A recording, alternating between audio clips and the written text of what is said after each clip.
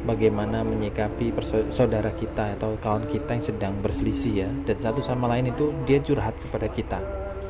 Nah, jadi pertama-tama kita harus mengetahui bahwa Allah itu menyeru di berfirman ya innamal mu'minuna ikhwana fa aslihu baina akhwaikum wattaqullaha la'allakum turhamun.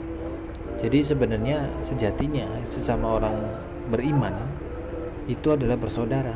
Maka ketika ada persaudaraan itu berselisih, ada pertikaian, maka kita sebagai kawannya, sebagai saudaranya yang lain itu wajib ya hukumnya untuk kemudian mendamaikan, berislah, menjadi fasilitator untuk perdamaian dari kedua belah pihak. Nah, di situ ada diberikan kuncinya wattaqullaha. Sesungguhnya kunci perdamaian itu ada pada ketakwaan. Kepada siapa lagi? Ya untuk Allah, mengembalikan segala urusan, segala macam perselisihan itu kemudian diselesaikan dengan kembali kepada Allah. Bagaimana meninjau dengan hukum syariat, bagaimana memandang perselisihan itu dari sisi syariat. Apakah betul perselisihan itu adalah murni karena Allah, atau ada percampuran antara ego, ahamiyah, atau semacam nafsu yang terlalu berlebihan, emosi dan sebagainya. Nah, la'allakum turhamun, sesungguhnya dengan bertakwa itu sebenarnya adalah timbul atau kunci selain perdamaian adalah rasa kasih sayang, saling menyayangi satu sama lain.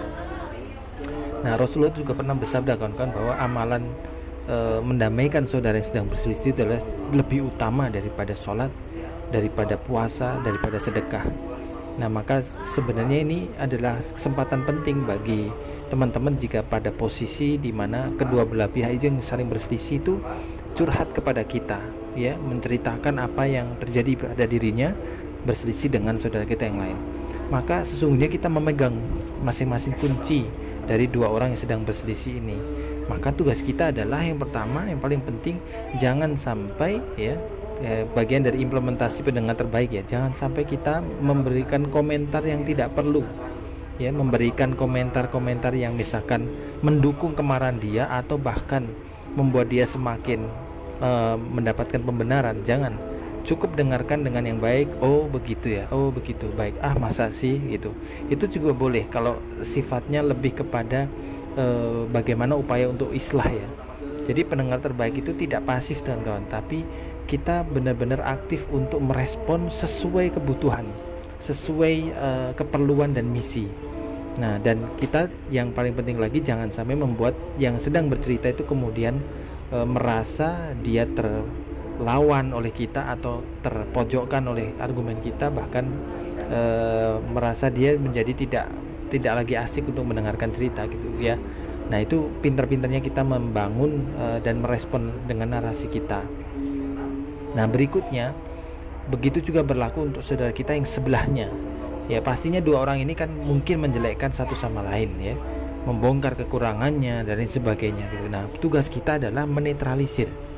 Tugas kita adalah mendamaikan. Maka boleh bahkan dalam satu kesempatan ya diperbolehkan untuk melakukan kebohongan ya, demi kebaikan atau demi persatuan perdamaian dari dua pihak yang sedang berselisih. Tapi kalau menurut saya sebisa mungkin memakai jalur yang jujur dulu. Artinya kita cukup menjadi pendengar terbaik, kemudian kita bisa merespon dengan cara-cara yang penuh hikmah ya.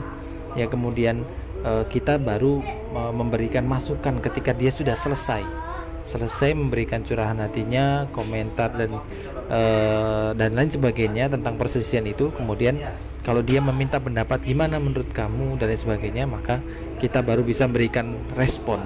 Respon kita adalah bagaimana agar dia merasa tetap nyaman, namun juga harus diberikan kesadaran bahwa perselisihan ini kalau diperpanjang tidak akan baik, ya kan? Maka kita kembalikan lagi segala masalahnya itu kepada Allah. Kembali lagi bahwa kenapa kamu marah seperti itu, kenapa begini, ditanyakan aja dulu.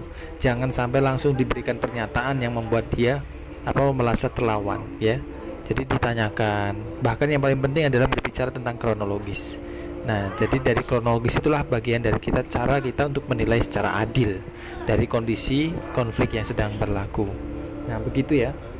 Untuk teknis yang lain sebenarnya agak panjang ya. Enaknya sebenarnya lebih lebih kepada dialog dan lain-lain. Tapi menurut saya ini sebagai kunci awal sangat diperlukan atau sangat cukup untuk bisa jadi langkah teman-teman untuk bisa mengambil sikap. Terima kasih.